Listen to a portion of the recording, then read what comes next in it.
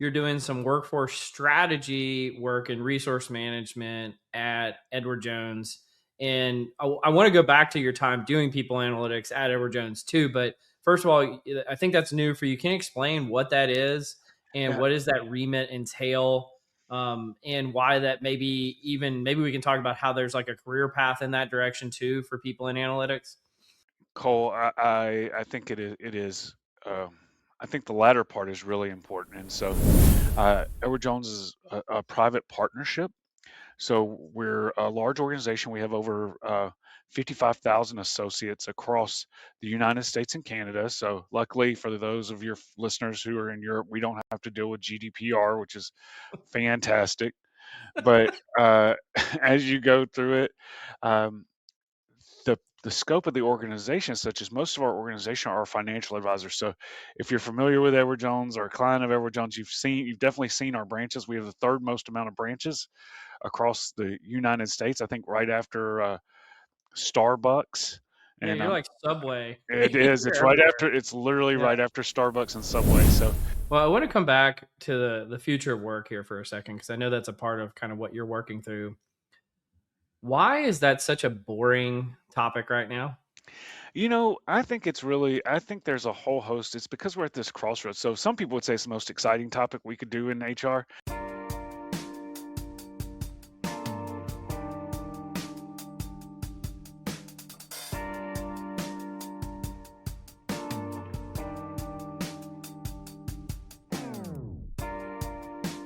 Welcome to Directionally Correct, a people analytics podcast with your host, Cole Napper, and today's guest, Buddy Benge, head of workforce strategy and resource management at Edward Jones. Hey, Directionally Correct fans. This podcast is dedicated to you to help educate and entertain you on how to effectively bring workforce intelligence and AI into the workplace. If you're looking to stay connected to the podcast, make sure to subscribe to Directionally Correct Substack newsletter, watch videos on Spotify or YouTube, or listen to the podcast on your app of choice. If you're looking to build up your skills this year, sign up for the Data Driven HR Academy at datadrivenhracademy.com, where you'll learn key concepts from Cole's book, People Analytics.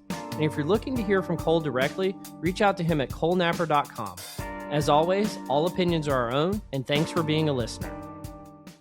What do you want to talk about first? Well, why don't we just start with a little background and we'll go from that because we both share, a really unique background in the space of it because we're both, Southern boys from Louisiana and Mississippi and from the depths of the swamps. And how do you end up in corporate America? Talking about analytics is a fun thing. Mississippi River Delta and its impact on people analytics. The Analytics. article writes itself. Well, tell us a little bit about your background, buddy. Yeah, absolutely. So, I started out, I have a unique background for what it is. So I started coding when I was 18 years old for like old school back AOL, not a paid employee of AOL by this point in time, but they used to have text-based video games. And if you like know the history of Mark Case, the founder of AOL, that's the whole premise of AOL was starting out on like old school CompuServe by how they were building like connections between like gamers. And so I ended up learning to code by doing this for a number of years, and then you know by happenstance I ended up getting my undergrad degree in history. And most people, when you get an undergrad degree in history, they go, well, how do you end up doing math for a living and or business or anything useful?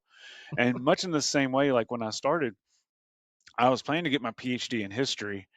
And I had a wonderful father who worked in construction and was not above putting me in ditches, all of it. So when you graduate with a degree in history, it means you do not have a job if you graduate with a degree in history in Mississippi at that point in time. So I had to go back to working construction, and I made like a rookie management mistake, Cole, like right off the bat, which is I made the mistake of telling everybody on Friday what we would be doing on Monday, which in this case was digging ditches in 108-degree Mississippi heat. And then right after that, nobody showed up to work. So I was in a ditch all day digging, and at the end of it, I was like, well, how do I get people to come to work? And that was the fundamental question that has like led me down this path. So I end up getting my master's degree uh, from Cornell and enjoyed it. Got into HR, was really into statistics and the economics part. And so I always gravitated towards it. And then when I joined my first company, which was Raytheon, all the way back in 2005 or six or so, one of the first things I did was actually build a dashboard out of, Visual Basic and Excel all the way back then. So, and that has begun my like lifelong obsession with people analytics. And I've been lucky enough to have a career that I've got to see it at Raytheon, where working with some folks may know on the, if they follow the podcast with Bob Motion, where we help design strategic workforce planning at Raytheon, and then ended up getting to start up people analytics at Monsanto, carry that over to Bayer, and then start up people analytics again at Edward Jones. And so it's been a big blessing to get to see a number of different companies, but also this whole career path change for really 20 years, which I know you know this, but that makes us like basically ancient in the space of what we do and where we work. You're a little bit more ancient than me. Oh, Well, so before we get too down into business, what's better, Mississippi fried catfish or St. Louis barbecue? oh, this is Cole, this is different. Like that. I didn't realize it was gonna be so hard. I know I was going a shot for the heart right out of the Yeah, gate. you gotta. The bigger question is Mississippi barbecue and St. Louis barbecue on the same level? That's one big question that you got to get to. Uh, Missouri itself actually has really good fried catfish. So if you Really? get to the right places, yeah. So if you're ever in Missouri, all the way through, there is a spot called Catfish Haven. This is free advertising. They did not pay me. That is in Farmington, Missouri, which is all you could eat catfish for like $15 a plate. And it's like one of the really old school places that it's really good. But fried catfish is like way, way up there. And Mississippi soul food is almost impossible to beat. So Yeah. Mississippi soul food is really there. If you're talking about barbecue, though, I can tell you there are two places in the United States, and one of them I don't know if it's even open anymore. But if you're in St. Louis, and this is why St. Louis barbecue is the best, it's because of either Pappy's or Bogart's if you're in the St. Louis area. But Bogart's ribs are quite honestly insane. They finish them off in this apricot glaze, and then they take a flamethrower and like caramelize it, and you eat them, and you're in heaven. So that is number one. And then there is a gas station. I do not even know the name of it in Texas. It's in East Texas on exit 571A off Interstate 20. That's how, like, I don't even know the name of it, but I know what exit to get off on the interstate. And there, it's in really phenomenal barbecue. So if you said, buddy, the best barbecue in the United States for you, those two places, hands You want to hear down. something weird? I've actually been there. Oh, see, that's good. Because I go I-20 between Dallas and Louisiana where my family is. And so I've stopped at 521 AM like 100 times. Oh, That's funny. it's so good. But they actually one time I sat in there, Cole, and and this is part of like I've lost a lot of weight in the last few years, but back when I was at my like champion eating weight, I guess I would put it on there. Your zenith. My zenith of putting through there was I sat there and ate, and we uh we go through it, and I ended up getting like seconds and then I think thirds. And they're like, finally they come out and they're like, well, we have to take your picture and put it on the wall because nobody has sat down for as long as you and have sat here and eaten as much as you. And then I was like, I've got to question my life choices at this point in time. But I'm a lover of barbecue, but Mississippi soul food is that's where home is. And I don't know if you feel the same way, but it's like, once you get a plate of greens and pinto beans and fried catfish or Mhm. really good fried chicken or in any, I mean, you can just keep going down it. Just huge. I will tell everybody, like, there is an underrated part. Now, when I say it, some people are going to recoil. There's one part of St. Louis barbecue that is highly underrated, and that is what they call snoot, which is exactly what it sounds like, which is like barbecued pig snout. And it has this like, and it's like I've only seen it in St. Louis. I've never seen it anywhere else. But it's like this. At first, you're like, well, I don't want to necessarily try it, but it's like basically like barbecued bacon almost. It's got like that same fattiness, all the other parts, and so it's from a barbecue spot, pretty good, but out of the realm of the normal. Yeah. No, we're officially pivoting. This is now a food It podcast, is no a food. longer people analytics. It's just so funny to me because we have a pretty global audience. I mean, we cover all the United States, but people from all around the world listen to this, and so it's always funny to me when I bring somebody on like you, who's kind of like from where I'm from, Mm. and we just talk about this stuff because I'm like, I know this is throwing like So, 95% of the people off. Like they're not liking this at e- all. exactly. They're going like, I thought we were going to talk about analytics, and he's talking about pig snoots and pig noses. Like, what the heck is going on? Absolutely. Well, I don't know. So I think currently you're doing some workforce strategy work and resource management at Edward Jones. And I want to go back to your time doing people analytics at Edward Jones too. But first of all, I think that's new for you. Can you explain what that is and Yeah, what does that remit entail? And why that maybe we can talk about how there's like a career path in that direction too for people in analytics. Cole, I think it is. Um, I think the latter part is really important, and so Hmm. from the part, being in people analytics for so long and having created it, people talk about the career pathing quite a bit, and that's a lot of questions I get in general. And because my career pathing, even with people analytics, starting at Monsanto, by the time I finished at Monsanto, I was the head of HR shared services as we go through it, and so you get all of these different. Um, Pieces of flavors of what we're doing as we think about the future of analytics and what is AI's impact, and I will get to what that means for workforce strategy. It's just huge. If you think about people analytics and the ways that we grew up with it and what we've done from, Mhm. well, how are you cleaning data? How are you putting data? How are you delivering insights? All of that is about to be fundamentally disrupted. Some people might say destroyed, shifted by what the future of AI is and what that looks like. So what was really exciting for Buddy, uh, and I guess I'll occasionally talk to myself in the third person. I don't know if that's I was like, is that a throw power move or so? a What's going power move. on I here? don't know. I don't know what's happening. But as we go through it, it was a really important move as we see it. So this is really brand new for us. So a lot of people have heard about, well, what is the future of work? What is all of this going through? And so my role now is helping define the future of work for Edward Jones. And so a lot of people may not know about Edward Jones. Edward Jones is a private partnership. So we're a large organization. We have over 55,000 associates across the United States and Canada. So luckily for those of your listeners who are in Europe, we don't have to deal with GDPR, which is fantastic. But as you go through it, um, the scope of the organization, such as most of our organization are financial advisors. So if you're familiar with Edward Jones or a client of Edward Jones, you've definitely seen our branches. We have the third most amount of branches across the United States. I think right after Starbucks, Yeah, and you're like Subway. it is. It's You're right everywhere. after. It's literally Yeah. right after Starbucks and Subway. So it's really the understanding and identification of where's the intersection of the future of work between our legacy home office, which historically has been based in St. Louis and Tempe. Topics such as AI and automation and what's the future of that, onshore, offshore. What are all the ramifications of how do you think about where work is located, especially in the new world we live in?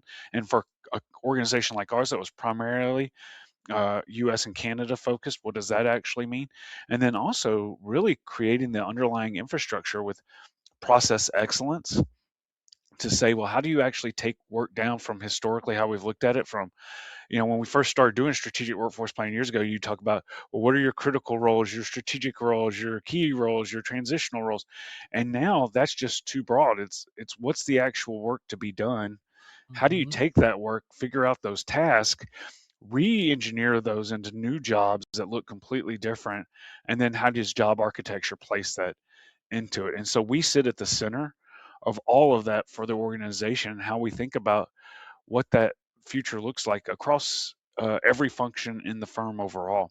So it's an exciting spot to be in. It's brand new for Buddy, so I won't say that it's not. Sometimes you go a little bit of chaos, Cole, and a little bit of art, but it's figuring out how those all overlay.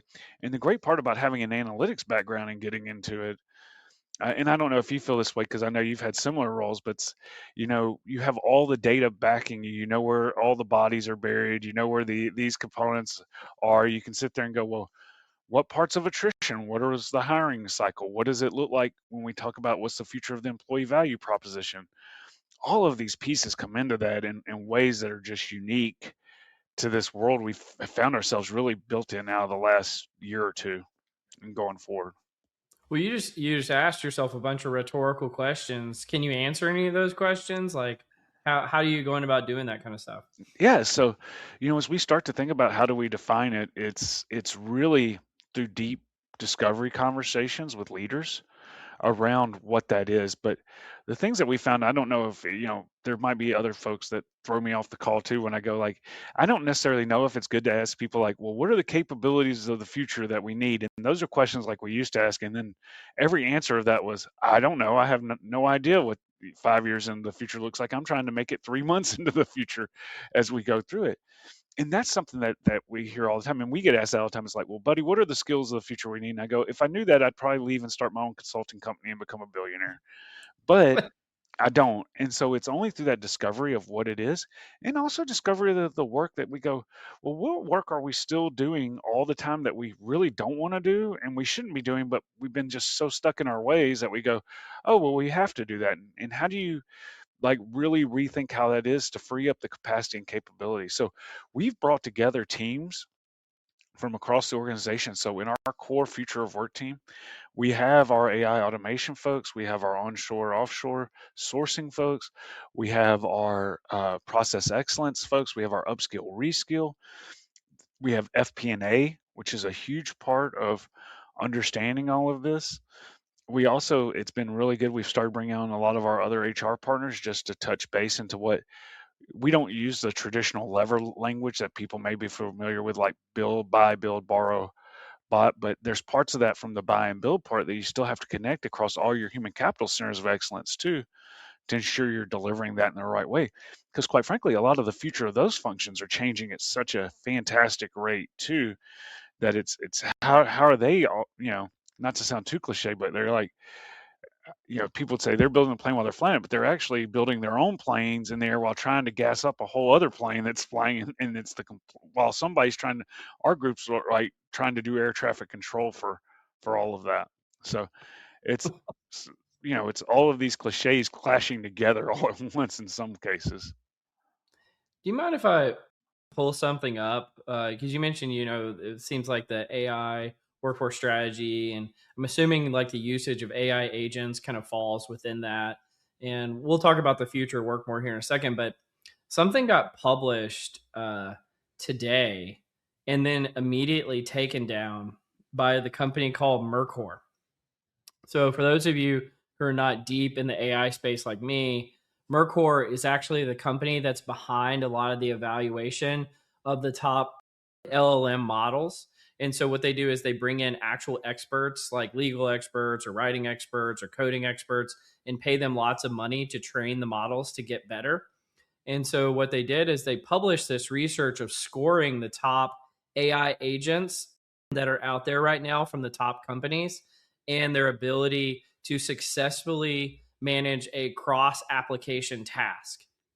And they found that Gemini 3 Flash High is the top scoring model for agents right now at 24% of the tasks going through successfully.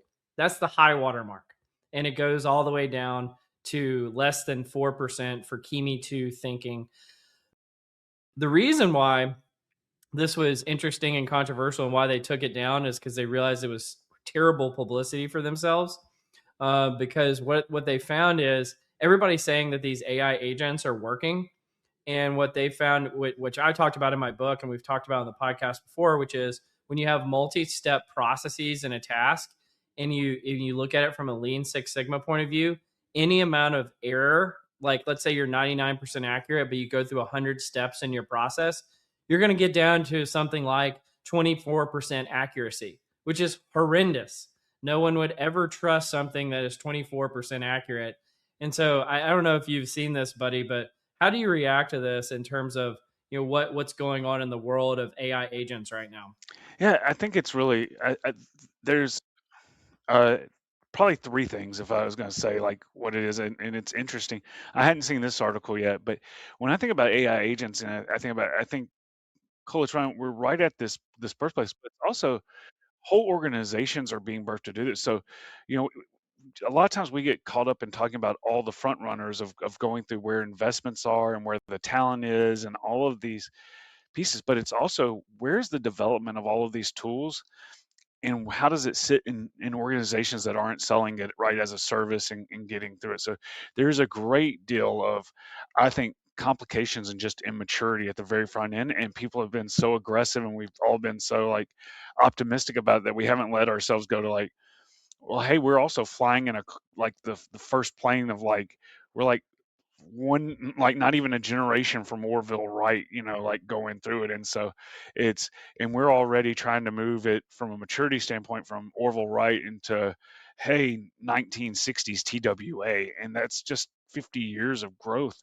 And even though we can trust the technological cycles to speed up, I don't think we've come to, at least with our current market situation with all of it too, that like understanding of like how does maturity work in technologies in a real sense versus even like 20 years of the internet where we've come, it's still 20 years as we've gone through it. Now the part of that that's out there is we could talk about AI and the birthing of AI and you go, well, yeah, buddy, but if I really wanted to critique you, it's like 50 or 60 years old, like as we've gone through some of that from the very first Mhm. part. And how much better are we going to get? And then the other complicating question here is, does more data centers actually help it? Does consuming more data actually help it? I would make the argument, call. I don't know what you would think, but a lot of times the greater the data needs we have, the more complexity we build into the system and the more errors we build completely through because we're trying to give stuff access to all of it. And that's not a way we learn. It's, if we think about something as simple as the M dashes, right? Why do we get M dashes? Like, who ever used M dashes in their normal writing ever? And now M dashes everywhere. Like, or like the surprise language, you can instantly tell all AI writing because it's like, it wasn't this, it was this. And you're just like, nobody, how do we get to things that even make sense when you're reading it sometimes doesn't, is a whole other. Well, in Mississippi, we don't talk like that. That's what I could say. Buddy, I always talk like that. I don't know what you're talking about. No, those are some really valid points, and I think, um, yeah, like one of the things that interesting from a first principles perspective is we're never going to cross the chasm from probabilistic to determinative, right? Deterministic. And so if people are having expectations of deterministic outcomes from LLMs, they're never going to be good enough. Yep. And so what we're going to have to do is sort of come to an armistice as a society of what problems require determinism and what problems are where probabilistic calculations are acceptable, and knowing when to fragment from one to the other. And I think that's really the key. I've been part of this kind of working group through PsyOp that's talking about this issue. And this has come up many, many times because folks are expecting determinism and not getting it. And I think that's where things go wrong. Yeah, I think the other part, and I think this is also where I think if you get really provocative thought leaders on it, th- if you think about AI as a creator, it's really restructuring what the definition of creation is to also to your point between the determinism um, and all the way through in the probabilistic part, because what is the art of creation? And so many things that people use AI for, like if AI takes it and it creates a new image out of conglomerating and aggregating how many other parts, you go, well, is that truly a new piece of art, or what is that? And what's the difference between a human being doing that with all the experiences of it? And that's a part that I think will continue to be a challenge as we drive to it, is what defining even something as simple as what is the art of creation and what does it look like from, to your point, from a process standpoint. The deterministic part, I don't know how it will ever get there. And this is where you go to well, what is the wage component of errors, right? Like, what part of it is like, how much money did I spend, and what error rate am I acceptable by the dollar spent? That's not something we talk about, but it's been a big thought of mine. It's like basically, what's your for organizations that want to run as lean as possible, are they like, well, yeah, there's a 70% error rate in your payroll, and everybody's like, well, all the humans don't actually want to work there anymore, but yeah, the Yeah, bots are fine. absolutely. Well, I want to come back to the future of work here for a second because I know that's a part of kind of what you're working through. Why is that such a boring topic right now? I think I think there's a whole host. It's because we're at this crossroads. So some people would say it's the most exciting topic we could do in HR. And then parts of me go, well, we've been talking about the future of work. We should have always been talking about the future of work as a human resources, group, as organizations go, the future of work should have been always occurring at any point in time. And we go, so why are we all of a sudden just now going, "Oh, now it's super important to talk about the future of work?" It was just as super important to talk about the future of work 10 years ago as it was 20 years ago, right? And it's like my uncle was a forester, and they always said, when was the best time to plant a tree was, you know, 40 years ago. The second best time is now. And we've gotten through it. So we're having conversations that we could have been having the whole part in time. And we're really the business we would have been much better met meeting the business there versus thinking about, hey, what are the operational elements of it? And so as we get into it, it's really about what is in that case, that's why it's boring. It's just like, hey, we should have been doing this all the time. And the exciting part is, are we creating brand new functions where what is the future of human capital interspersed with groups across AI, all of our sourcing friends, everyone else, where you have completely different structures depending on what occurs and what goes through it. So for me, as we get into it, it's like, hey, some of the conversation more because you're trying to set up the business case for stuff we should have been doing the whole time, and the other part's exciting because it's brand new, but there's still a whole bunch there in the middle too of chaos, of organizational politics as you get into this, because it's in this whole historical part. I feel like sometimes we're meeting like some of our more forward thinking leaders where they were at, you know, decades ago. Cole, it reminds me of, just to bring back a little bit of people analytics. I don't know, Cole, if you know when the first book on like attrition was ever written.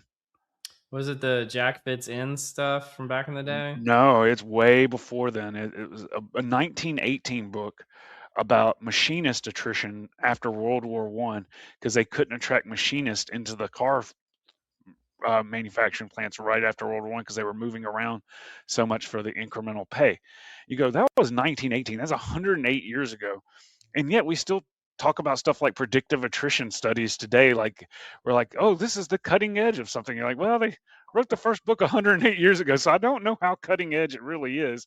It's exciting, but it's not, on that part. And so that's kind of where like Buddy's brain is like on the sitting. It's like, well, how do we figure out the basics and how do we get to this? Because some of the stuff people were talking about, the future management structures 150 years ago, and you go like, hey, this isn't rocket science, but it feels like it sometimes when we get caught up all in it. Well, what other controversial opinions do you have about HR, buddy? Oh, I have Cole, this is it. And I have to say, this is Buddy as Buddy, not as in my role of anything specific. But I start to think about you think about the future of also what you just said. So the first part is, why is HR technology so bad, Cole? Like, why are we cursed with bad HR technology all over? And there'll be a lot of vendors on this go, buddy, the HR technology is not bad. And you're like, we're right. It's because every organization configures their HR technology somehow in the worst possible way to extract value from it. And we continue to do it every single time. So the first part is like, really the first controversial opinion is your HR technology is bad and you're never going to do anything about it. So you just got to keep moving on for whatever these parts are. And even if you do something about it, it's like incremental, right? And this gets back to the future of work too. It's like, how are we setting up our systems to actually produce data that we can use as an asset or to feed? Like, think about most HR systems for everybody that would be listening. I can guarantee if we go talk to them and go, well, how great is your HR data? Every one of them is going to go, buddy, it is the way I say it, it's like a raccoon in the bad part of town. It is skinny. It is not good. It is like not in great shape. It's mangy. It's rough. And you go, well, why don't you fix it? And you go, well, that costs money. And there's what's the value perceived? And you go, well, you'll never get to the value capture of it if you throw it away. So if you think about, let's take performance management. I'm just going to riff for a bit, Cole, if that's okay. So I'm just gonna let you talk. You just talk, and I'll just sit here. yeah. So think about performance management and why performance management is like one of the biggest hoaxes that's ever been put forth on this planet. Like number one, that anybody would actually know. Like you basically know what great looks like, and you kind of know what really horrible looks like, and everything in the middle is all the margins. And you go, so, but then the problem is we do all of that, and then what do we take that data? We put it into a system. We ask leaders. Now we don't even ask leaders, do they go, hey, we'll have AI bots actually write performance reviews so you don't actually have to have a conversation with somebody about it in a way that's real or natural. You then put it in the system, you demonetize that data completely in all the ways, and then you go, well, why does no one like performance management? You go, well, no, duh, like none of it's good. Like all of these parts go through it. And then you get back to the HR technology part. They're not talking across systems with one another. They're not moving in the right ways. None of it's connected. We're making decisions without it. And then we go, well, we're never going to invest in that because, hey, it doesn't have any value. You're like, well, of course you're never going to see any value. You've set everything up completely horribly and configured it to meet processes that you probably shouldn't even be doing in the first place. So that's I don't know if that's too loud of an opinion as we go through all of it. Got any other thoughts? Like, what about Oh, like talent acquisition metrics? oh yeah. So if you sit there, you think about this is another key part. Like you start thinking about TA data. Where do we get obsessed with TA data? We go, oh, it's quality of hire. It's what is the time to fill, and you go, who is actually measured against that? One, how do we actually know the quality of hire? So what are the two basics when we go to quality hire? We go to the manager. Would you hire this person again? And like, do you know how bad someone would have to be for the manager after like 3 months to go, of course I would not make the most horrible decision of my life ever again. Like it's after 3 months, it's a judgment on the manager as we go through versus saying, what is it? So, and then, or we go like, well, did they stay for a year? And you go, well, what's the purpose of that? Do we know if we made our money back on the, what was the ROI on this investment? Like of a person over the first year, like 3 months, they're learning the job, 6 months, they're going in. And then if they are really bad, the manager generally doesn't know. So after a year, they're still here. Then like during the second year, their performance is like wavering where the manager's finally like, I really don't like this person. And then the third one's where the manager finally goes, I have to put them on PIP. So you don't even get the data for 3 years of whether the person was actually good or not. And we're like, oh, well, this is what we need to be going after, across the board. Makes almost zero sense from a real measurement perspective. And then back to the performance management part too, because we don't even actually know how to manage the performance to say whether the person was good or not. And then on the second element, then you go, well, how long did it take us to fill that job? And you're like, well, is shorter better? Well, yeah, our time to fill is only 38 days. And you're like, well, how did you get the candidate? Like, where did they come from? How did you source them? What are the actions? And it's like, well, oh yeah, they just applied in through our system, and yeah, we looked over their resume, and then that's how long our. You go, what does that like? That doesn't tell me if was that the right way to go about doing it? Did you source the folks correctly? What protocols did you use to do that? Because essentially for some of these it just becomes a breath test. It's like, hey, here's a mirror. Did you breathe into it? Did it fog up? Great. This seems pretty good. And those are the parts where it's like, how do we change the nature of some of the conversations? I know you work a lot on this. You probably have a million ideas on how to fix all this, Cole, but it's like, how do we get past some of these like ways that are like now 45 years old to say like, can we think of other can we think of other parts to get to it, across the board? Who hurt you, buddy? No, it's not. It's just like the future of what we have to get to. It's not. These things all had their time and place for usefulness, and some of them will still have it. But but it's like even getting on some parts. It's like, Cole, we talk about data governance, and we go, well, how many people did you hire last year? Well, the real answer to that is depends. Well, one, what's the definition of the word hire? Right? So some people, is that for some TA folks, right? Does it mean that that's a person that's in the chair working? Is it someone that we hired, but they haven't made it quite to the chair? So they're in that weird in between stage because we're not responsible if they fail a background check. how does the hire include contractors? Because we put forth, effort to hire folks on that. Usually, a lot of times we don't count that. Does it mean, well, what'd you do from all your statement of work folks that are outside of that? Does that count as a hiring process? Because we've got the piece. It's all of those constructs as we get into it. Is, hey, that could look really different if we actually expanded what all that is. So it's out of a place of love. It's not out of a place of pain, I guess. Though a lot of the stuff's gonna sound like, when I first started going through this, my wife has to hear all these rants, Cole, and she's like, "This seems like a lot of complaining all the time." I mean, it's just me and you, man. Nobody else is Yeah. listening, so you can tell me whatever you want. Uh, But I mean, are there any other myths you want to bust? yeah, the other part is like let's think about the future of compensation, right? As a career, as all of it. I mean, it's going to undergo such dramatic change as well. If we talk about, like, one of the myths that we have is, like, with job architecture, with this, it's like we're pricing roles, and one of the myths, we actually know what roles are worth what. So, and this is such a complex, like, game theory piece of it, is that I would make the argument that, for the most part, if you said, what is the value of individual pieces of task and work, except in very small operations pieces, we have so little knowledge of what value work actually brings. And it's because, there's and I'm not even meaning that for, like, explosive, like what we would consider like black swan work, like you invented the light bulb kind of work. I'm just talking about regular, like, day-to-day work. Like, think about how many and this is why, quite in particular, we've probably seen some of this stuff with, white collar jobs across the board, is because we can't go, well, how much value do we create by having 37 meetings in a week, right? We don't have any idea. And so it's like, well, is your job really to go to meetings, and then after the meeting you write an email, and then after you write the email, something gets done by someone else somewhere, and you go, well, what was the value of all of that?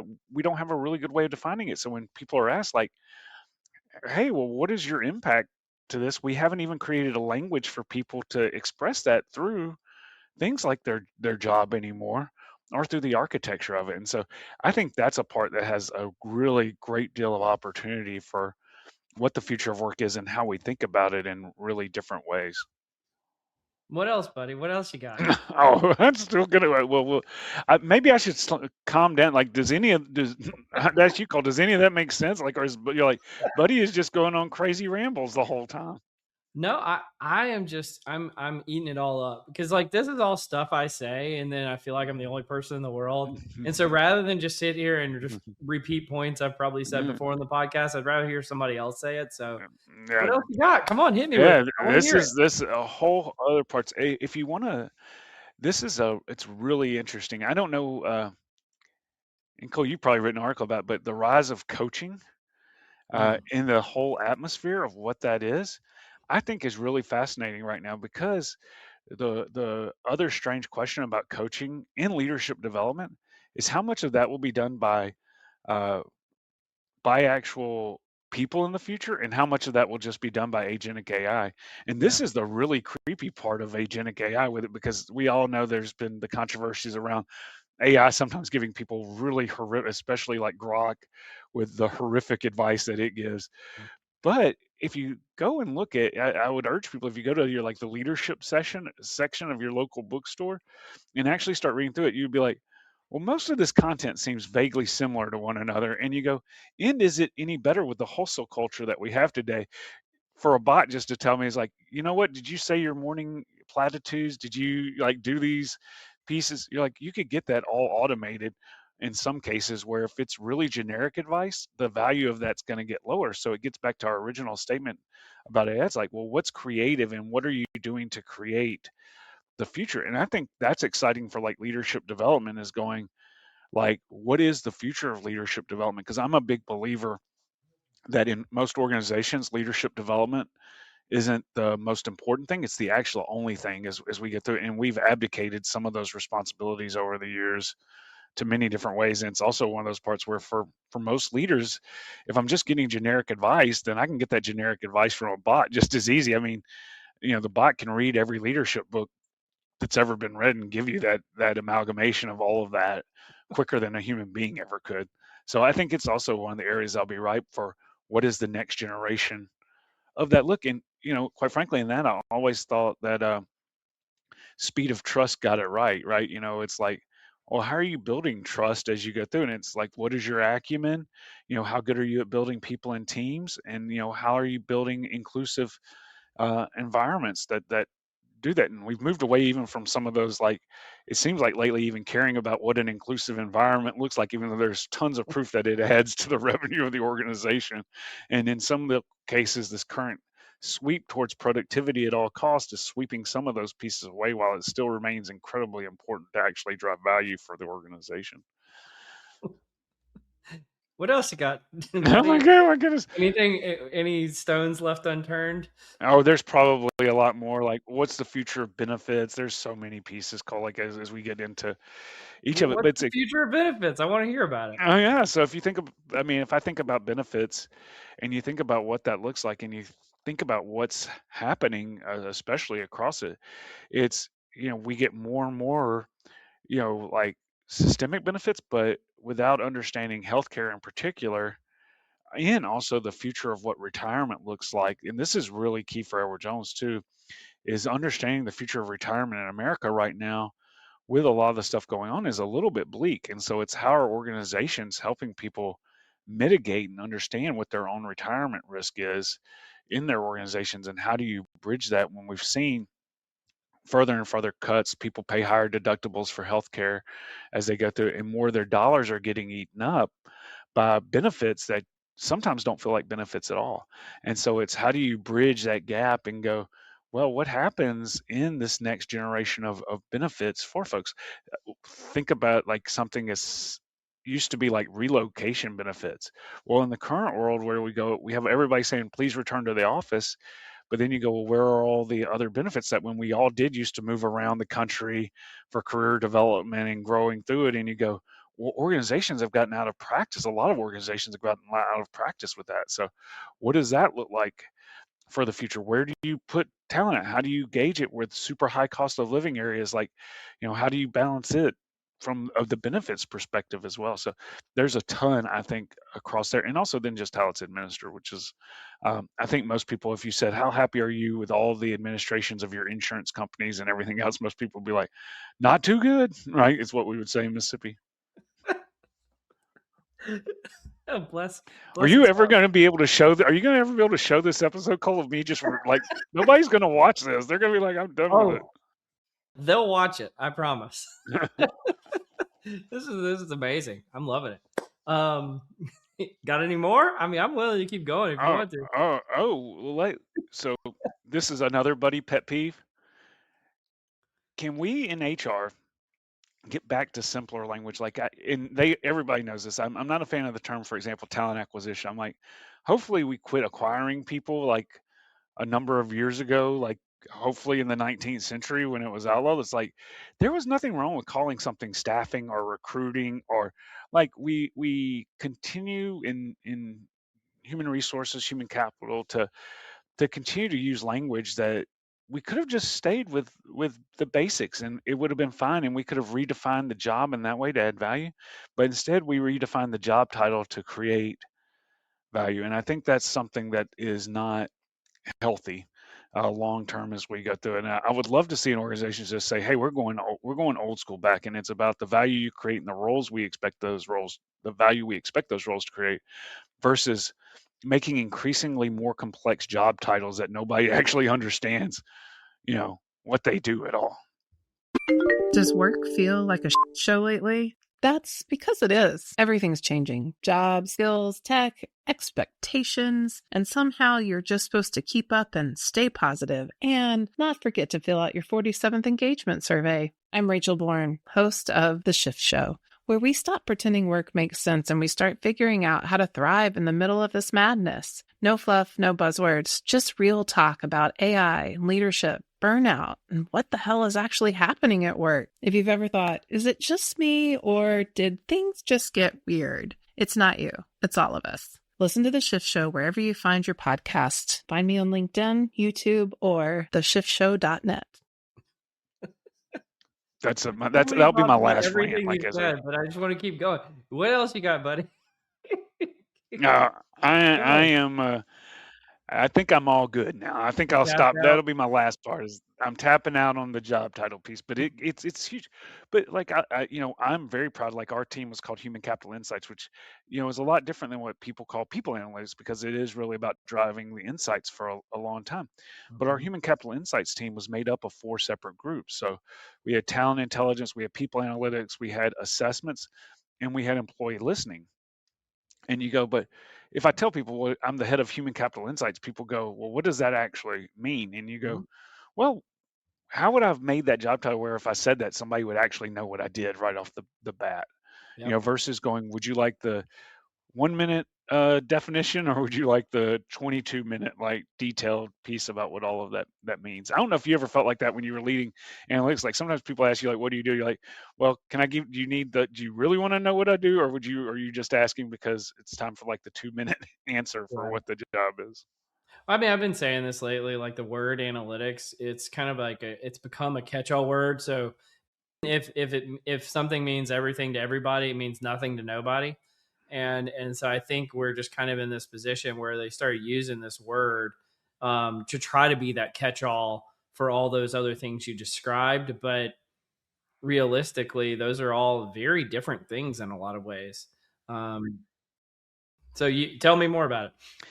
Absolutely, and you're right. And so the reason for putting them together, and this is what we did in my time at Monsanto towards the end is the reason why did Buddy go into the role for HR services? Because in that case, you know, Buddy had vision of the data from the moment of creation to the moment of it became an insight.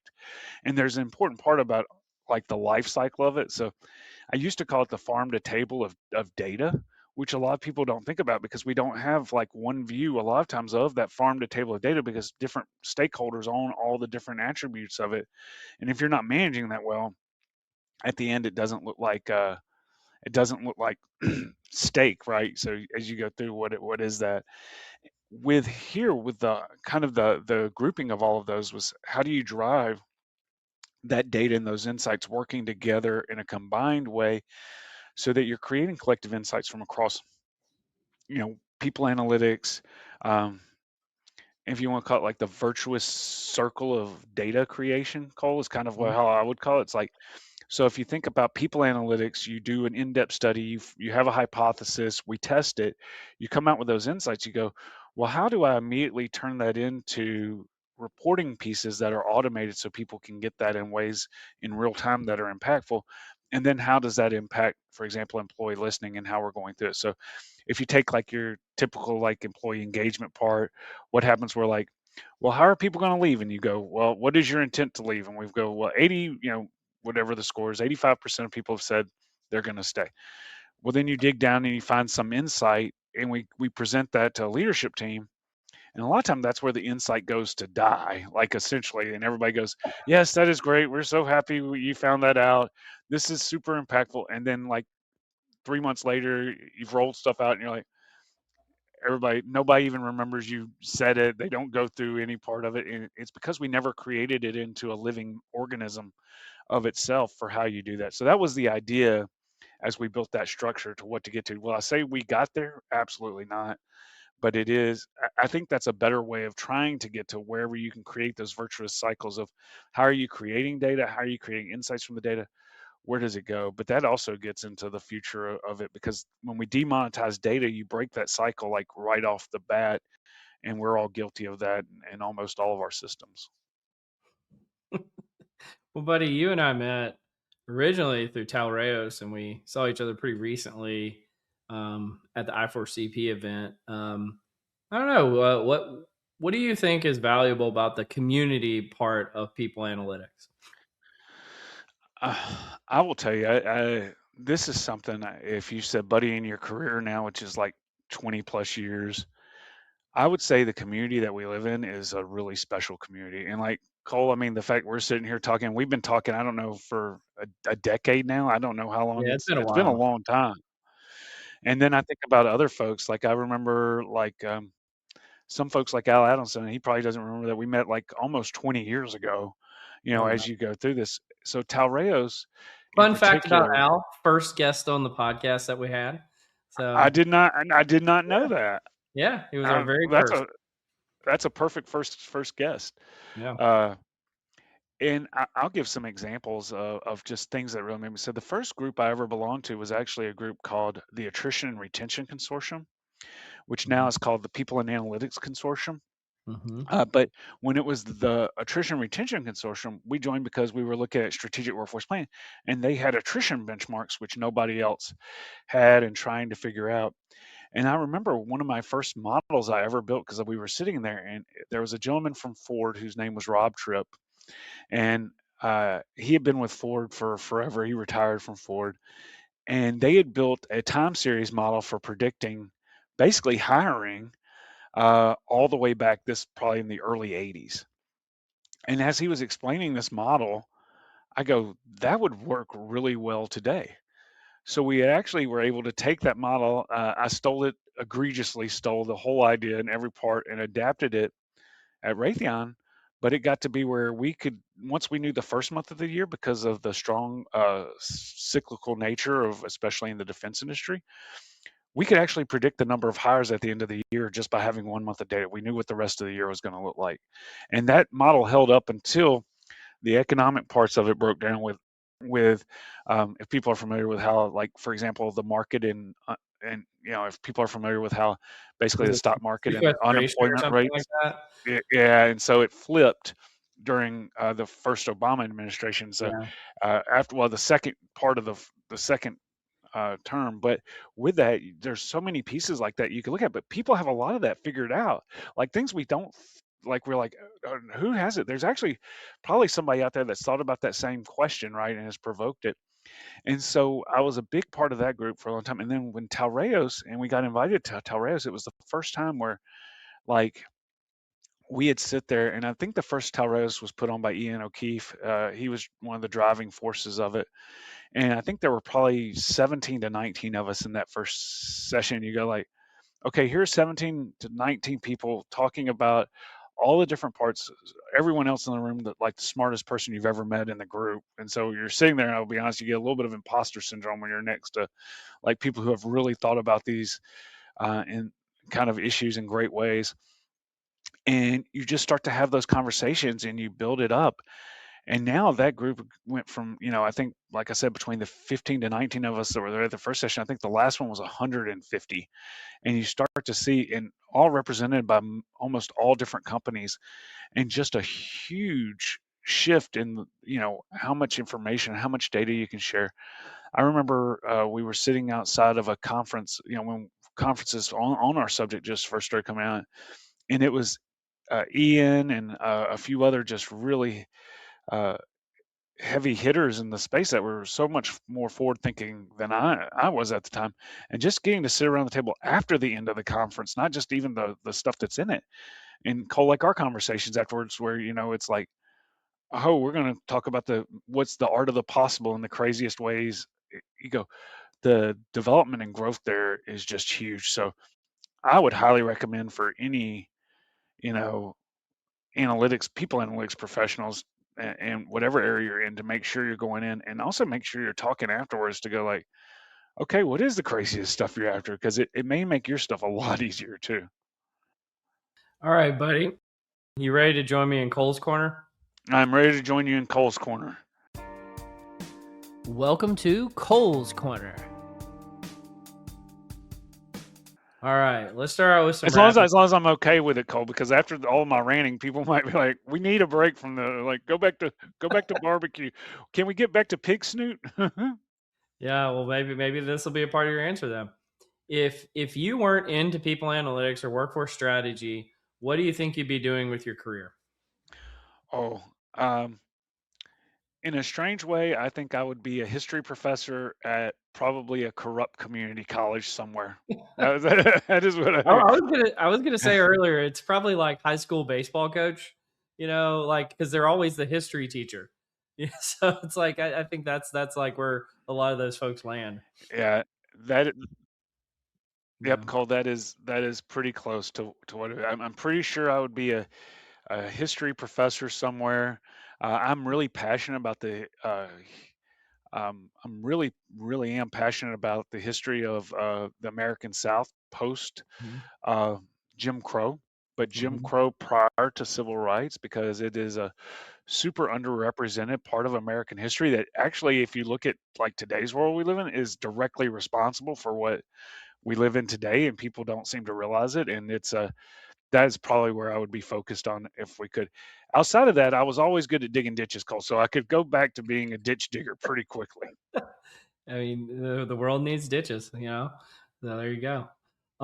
What's the place you've never been to that you most like to go and why? Oh, okay. So this gets into some of Buddy's vices. So we'll say it. I have never been to London to actually like hang out in London. I've been all over Europe and I've been all over South America, which are some of my favorite places, but I've never been to London. And my big vice, Cole, is I smoke cigars, which is, I know for some people a huge turnoff, but it's like my vice. And London has some of the best cigar, like historical cigar bars of all time. And so part of me just wants to go to explore like sitting down in some of these, very, very old cigar bars and just, relaxing and thinking about it, and then just exploring the rest of England as we go through it. I would also love to go to Antarctica, which is another kind of dream devoutly to be wished, because it's you go Antarctica in some ways is you know like Alaska. I've been to Alaska twice, but I feel the same way. It's like a lot of it's been covered and it's mapped, but you're like it's still just that the unknown, I guess, is the venturing Yeah, out into it. So one part of going to London is the very known, and especially about one topic, and then the next element's the unknown, the thrill of if you would. adventure. That's awesome. Yeah. Well, Cole, I would ask you, like, what are your two spots then? We've never talked about that. Yeah, it actually changes. I mean, I've said like I always like the places that have been like TV shows, so like New Zealand for Lord of the Rings, or like I think it's like Romania for Game of Thrones and stuff like that. Just like really like naturally beautiful places. Um, but if I was gonna like actually do something rather than just like walk around and see things, um, I have been thinking Dubai lately. Dubai seems interesting, just because you hear all these stories about how crazy it is there, and I'm like, oh, that'd be interesting. Um, and from a call to adventure standpoint, let me think about that. I would love to do some rainforest. I'd love to just go see in the rainforest. I'm not brave enough to like actually like try like live out in the rainforest or something, but I think trying to like go through like Eh. some tours of that would be fun too. Yeah. But let me hit you with the next one. So, if you were a character in any book, TV show, or movie, who would you be and why? So what character would I be? This is so funny. So if you ever want to know what your worst interview answer question is, when I was in grad school, Cole. So the person asked me, this is the worst interview question all the times. What do you want to be when you grow up? Like most people don't know what they want to be when they're grown up, like as we're going through. But growing up, I always wanted to be like Ryan Sandberg. He was the second baseman for the Chicago Cubs. And so I always thought when I was a kid, I could grow up to turn into Ryan Sandberg. Like the dream wasn't to be second baseman, it was to grow up to be Ryan Sandberg. And so I give this answer. I won't name the company in this interview, and I knew it was like the worst answer to an interview question ever, because one of the other questions is, what do you hate? Because I went to Cornell for grad school. And so with it in Ithaca, they go, well, what do you not like the most about Ithaca? And, being from Mississippi, like you go from Mississippi to Ithaca, like people assumed it was a huge culture shock. Ithaca itself was, but outside of Ithaca is like more Mississippi than Mississippi, like if anybody could imagine it. But because nobody hunted around there, there was just deer everywhere. Like everywhere you go, just deer. And I'd go, well, I really wish they would do something about it, because the deer, like you have to be on point like every second of the day.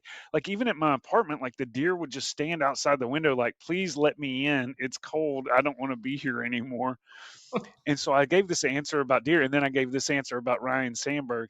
And the person at the end of the interview, if you ever want to know how bad you flubbed an interview, is at the end when they go, "Now watch out for those deer." That's how you know you failed an interview. If that's the end statement of anything anybody gives you. Yeah, yeah, So it was you're not Ryan getting Sandberg. this job. You're not getting this job, but uh, Ryan Sandberg would be my answer just in general when I was a kid, but now if somebody said it, it's it, there's some shows like if I could be like around the positivity of a Ted Lasso, like just as an extra, that would probably be pretty great. Like, because you got it. Like, I love like Game of Thrones, but I'm like, out of all the shows you never want to be a character in is like Game of Thrones. It's like just brutal death, like as you go through it, or like right now. Like, I also love Abbott Elementary. I guess that would be another one like that's on television now. You're like, okay, you could probably do it, but it seems a lot of chaos, which I don't know if I could deal with that level of chaos. All right, buddy, I got one big question for you. You have more experience in this space than almost anyone. What do you know about people analytics and workforce strategy that you think no one else knows? Oh, in the act of being humble, I think people know it. It's how do you make it happen? It's, when I was first growing up in people analytics, I thought it was about the data. And Cole, I think like for all of those are experienced now, it's never about the data. The number one, people will discount your data. They'll just be like, I don't believe any of your data at any point in time when it's something they don't believe in. It is all about the narrative and the storytelling and the actual bringing of people along. So like 90% of people analytics, I'm convinced now, was more so change management about all the other attributes than was ever about like, oh, well, I created the greatest model ever and I've built look at the data infrastructure I've built and look what it enabled. And you're like, only folks down below care, like leaders don't care about it. They're like, please give me the insights and the impact of what I needed, and that how you got there is a whole other ball of wax. So for me, it was, and it's something I'll be honest, I still struggle with sometimes because you still go like, oh my goodness, look at this, something really cool we did. And then when somebody's not like, and then the most disappointing is when people go, yes, that's really cool. And then they never do anything with it. And you go, well, that's because you failed the actual rule of it, which it wasn't about that. It was about change management and understanding the narratives that were going through it. And that's number one. And no matter how good you get at tools, how good you get at anything else, it'll never beat that. Like as you're going through the actual understanding in the desires and outcomes that leaders want. This is a personal like observation, and I will tell you, I'm not great at it. It's like we are sometimes really not great at listening in people analytics. Like for people that run employee listening and all of it, we're not really good at listening. And you're gonna be like, well, of course, buddy, did you just hear all the rants you just went on like as you went on it? But like if we think about how do we build decks, Cole, like even like how do we, whether you build a narrative, a Word document, or you're building a PowerPoint deck, think about how many times, how many slides we're like, oh, well, we have 5 slides in the front end, but we have 78 slides in the appendix. And so you go in there with a conversation with a leader, and the leader has legitimate questions, and you're trying to show off how much you know by not actually like listening to the question the leader's asked. You're already like, oh, you can check slide 34. It's already been answered for you. And you go, well, this person was actually inviting you into a conversation that you just then immediately discounted as you go through it. And it's like, how do you bridge that and understand that to give people the flexibility and also give our leaders the understanding that, hey, we know you don't know all the answers, and it's how do you get into these conversations?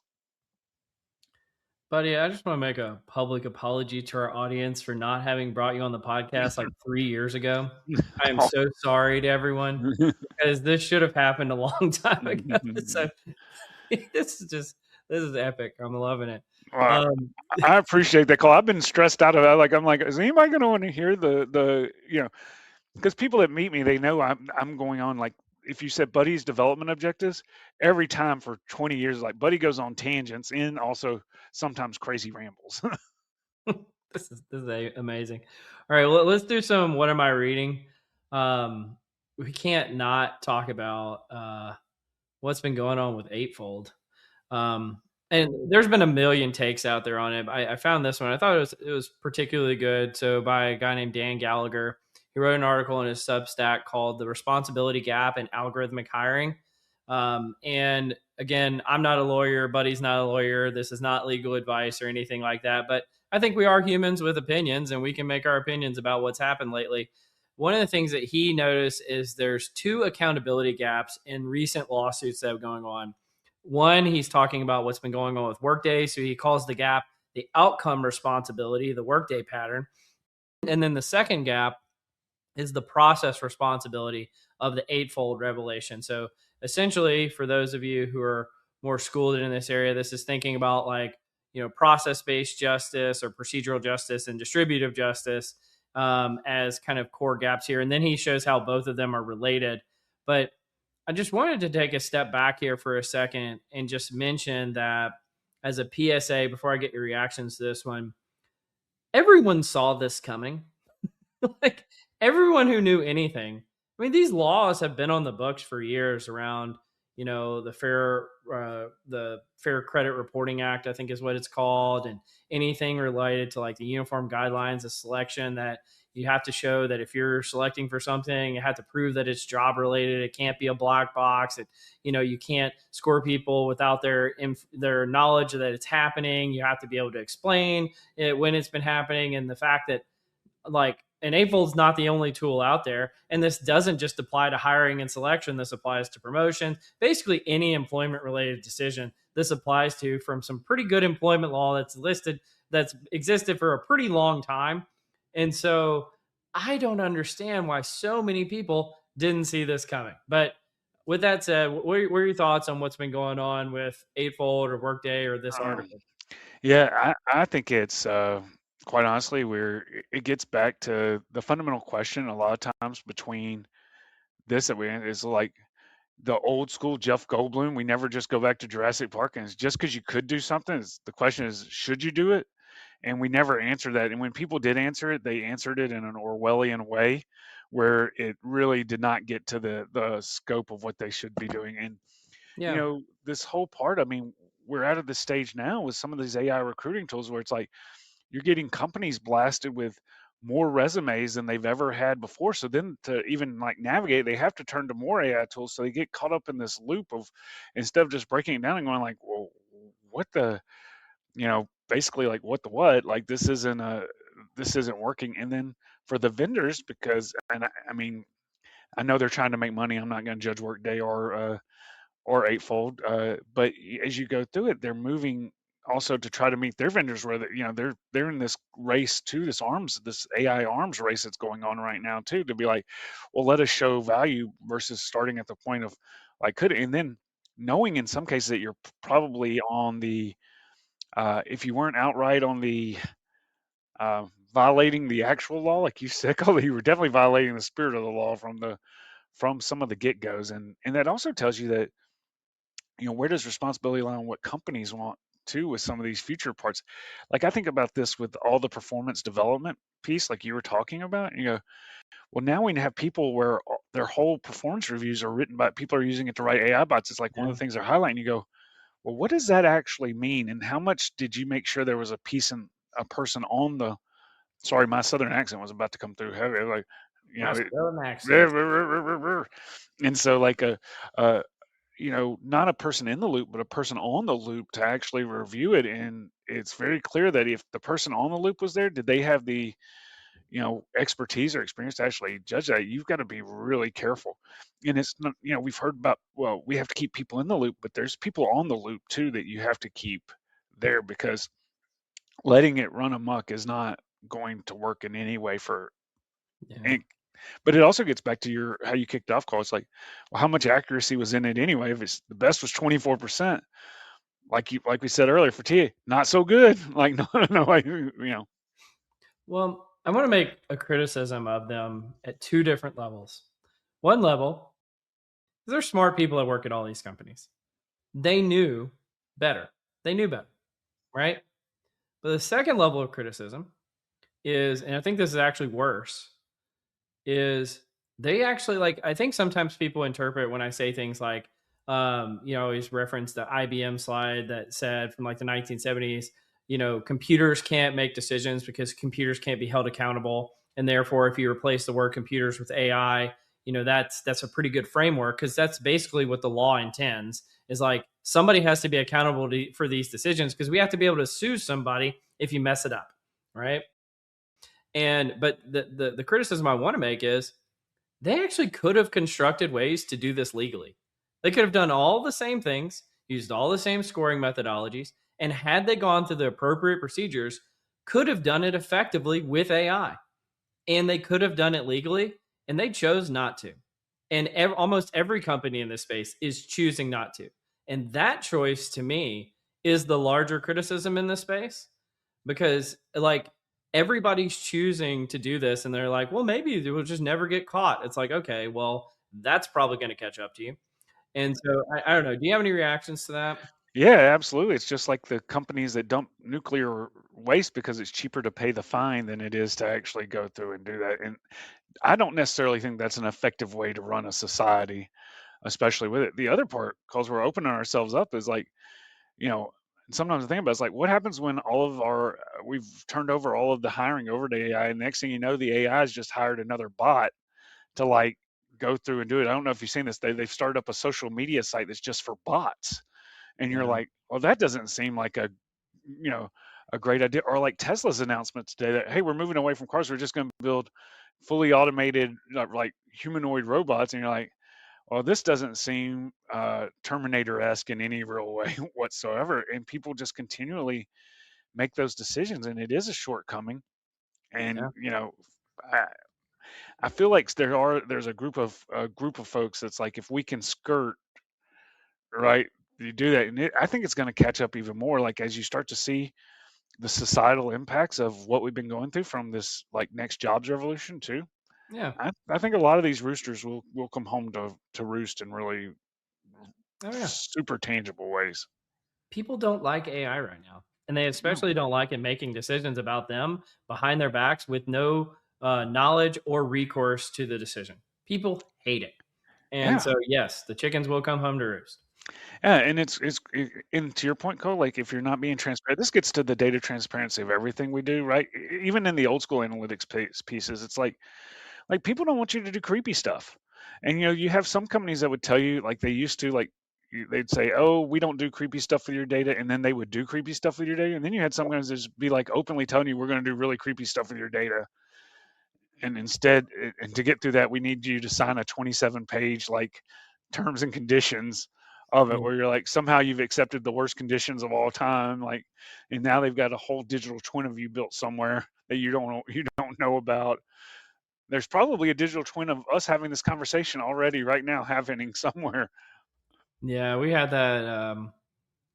I won't get into that. But basically, I have some knowledge that people have been downloading the podcast probably to create like digital twins and things like that. I'm Mm, like, oh, this is so icky. But yeah. well, let me hit you with the next one. Just to kind of sort of along this vein, since we're talking about digital twins and digitization. The opposite of that was Amazon had a tool called MTurk. For those of you who don't do research, MTurk was a tool that came around, I don't know, maybe 10, 15, 20 years ago. And it was like people who would go online and take surveys and do research. And it was supposedly like this tool for like this vast scientific revolution. Like, great, we can do these cohort studies and all these different kind of social science things at scale. We've got all these people and we're getting this great data and yada, yada, yada. And the study came out earlier this year in Behavioral Research Methods, and it's called "Why You Shouldn't Trust Data Collected from MTurk" by Cameron Kay. And the authors put forward like why you should no longer trust it, and they give a bunch of examples. The funny thing to me is you should have never trusted it. It was never a reliable source. It was just a way of hacking the publishing process. And the fact that it took, I don't know, 10, 15, 20 years for people to figure this out is surprising me. Now, they're saying that it's only because now people are getting AI to essentially do the research for them and it's corrupting the data. But the research was never good. It was always faulty, especially if you're paying people to take these surveys, which is what MTurk did. There was always an incentive for people to lie so they can make more money, and there was the amount of effort that goes into it. I mean, there's countless problems here, but I don't know if you've ever done any kind of research or usage of MTurk, but what are your thoughts on this one, No, buddy? no, I haven't used MTurk, but I will tell you about the methodology parts that become really troublesome as we go through. And I'm not trying to escape the screen, but as we figure it out. One, I don't know if you've been just following the general trend that, especially within business research, so much of it has basically been just thrown into academic question lately from across really major Yeah, the researchers. replication crisis. Yes. The replication crisis, and you sit there and you start to go, well, how much of this research was actually ever good? And it gets back to the overcomplication of a lot of things that were probably best left simple. I think that's one part. The other piece is just in general, and I'm not a big believer in things like survey fatigue, but this bias of surveys is really uniquely interesting because I've been in companies where whenever you send out, like, say, experience surveys, because I've done employee listening for a long time, it's like you started out in some companies, all the responses at the very first part of the survey are all positive, like everybody's super happy to take it, and then the scores go down as time goes on, and then there's other places where you're like the scores start down where everybody in the company hates the company at the beginning, and then all their scores go up to where how people go through it.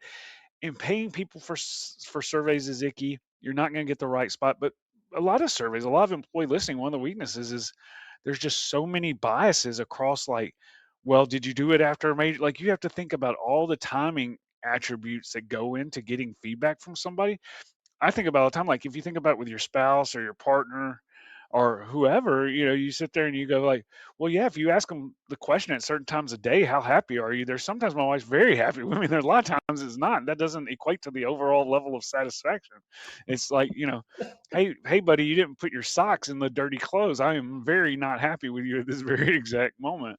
And it just gets into all of these components about how do we actually maintain that and maintain the integrity of understanding what that data is and what's directional versus what is true. And we have that issue across a lot of it. And you have to be really careful just in general when you look at research now because of also the AI component of going like, well, is this even real? And what was imagined or what is there that you're like, well, that looks really legit, but it's really, really not. Yeah. there's so much red meat for the taking there, but It is a lot. To the last article, which basically was what you shared earlier about performance management. But I did want to give credit. Kevin Murphy, a legend in the field of studying performance management, recently published this article called "The Illusion of Performance Management in Human Resource Management Journal." And he essentially says everything that Buddy said earlier about why performance management is wrong. I'll add my one thing that maybe you left off earlier, which is performance management is not what it is. It is a tool to pay people and not get sued, right? To distribute rewards and to not get sued. It has nothing to do with motivating people to perform better. That is all a guise. It's always been a lie. This article talks about that to a certain extent, but gives a lot of the criticisms that Buddy levied earlier. Anything you'd add to your comments from earlier about what we could do? Well, why performance management is not working and what we could do to improve it? Yeah, I think it's because you have to boil it back down. And to your point, the reason why we have it as a process in most cases is exactly that, versus going like, what does it drive to and how does it deliver outcomes? And it's also part of why so many parts of organizations don't like HR, right? As you go through it, because we're putting processes, you go, well, what value did it go? That isn't to say, I believe performance conversations should be happening all the time. That's called leadership, and it's how you hold people accountable, and it's the conversations. And some of the parts, like we talk about spans and layers and some of the other stressors we have, it's like, well, we've taken that out of so many like layers. Like if you have 12 direct reports or more, how are you having real conversations about what the person delivered, what they could do to, what they could get to be better? What's that next stage for it, and what does that look like? It also assumes the other problem is it also assumes all of our leaders are really good performers and they actually know what they're supposed to be doing and what that is, and that's not necessarily always the case either if expectations haven't been clear in it. So it's a full chain part where we're also assuming leaders as super people, where a leader actually knows and has enough span across so many parts to know what good looks like across that board, which isn't a great assumption actually, when it comes to find out what that is. Yeah, absolutely, man. Well, I don't know, anything you wanted to talk about with me in particular, buddy, or you want to wrap this thing up? Cole, I'm highly appreciative of you. I'm highly appreciative of what you brought to our community through this. I'm highly appreciative of you having me on. But Cole, to a question earlier, I read a book a week. This is like one of Buddy's flaws. Now, are all of them like superb books? No, I finished a book last year that was an epic poem about werewolves on drugs in Los Angeles. So these are not like all meaty like books. But what's on your bookshelf right now? Oh, well, I did, and I think they're going to join the podcast later this year. David Edwards, who recently released the book about, I think it's called the Strategic Workforce Planning Handbook. So I'm going to bring him on and talk about it. But I was fumbling my way through that earlier this week, so that's probably the latest one that I've been looking into. Oh, very good. I just finished. A shout out to Patty Phillips. I just finished her small. It's a smaller one of her books because Patty has written I don't know how many books. My last business book was hers. Show the value of your workbook. So I'd give that if you're looking at for how do you do like ROI and thinking about especially on learning, that's a really really helpful. Back to our conversation at I4CP that we had earlier. I got the book from her at I4CP and I finally was able to crack it open. And I read your book too, Cole. That was one of the last books I read, which was excellent. I highly recommend it. But this week is not a business book. So it's back to more of my own personal development part, which is Meditations by Marcus Aurelius. So that's what I'm going through this week. Yeah, I love it. Yeah, you're gonna be what's the name for that they have, the people who it's like a whole area of philosophy, and like Marcus Aurelius is one of them. And I believe he's in the Stoics. Yeah, he's in the Stoics. Yeah. He's one of the Stoics. So you're going to be very stoic here before long, buddy, if you don't watch out. You know what's so crazy? So a lot of people don't realize I do like a lot of work on my personal stuff, and I do that through my relationship with like different religions. But one of the books I highly recommend and I read it all the time, and it's great for like corporate life, is a Taoist book called it's the Book of Chang Tzu. Mm-hmm. And I highly recommend it because there's so many parts of that where he like exposes the absurdity of like most of our normal existence, and he does it through a great, obviously a very long time ago, but through great humor. So if people want to read that and they start thinking about how it applies to their corporate life, it is highly recommended as well. Well, fantastic. Well, if anybody wants to reach out to you after this, where can they find you, buddy? You can find me easy to get me on LinkedIn. So you can look up Buddy Benge on LinkedIn. I think I'm the only one. I don't know if there's any other Buddy Benges in America. I don't believe so. So I'm pretty easy to find there. Or you could email me at buddy.benge@edwardjones.com. More than happy to talk. I'm always open to share. Cole knows that. A lot of folks in the community know that. So always happy. So I guess the key takeaways are Buddy rambles, Snoot, and at the end of it, Chang Tzu. So that would be the three parts. Well, you're one of a kind, buddy, literally and metaphorically. But you've been listening to Directionally Correct, a People Analytics podcast with your host, Cole Napper. Today's guest, Buddy Benge. Thanks for joining me, buddy. Thank you, Cole.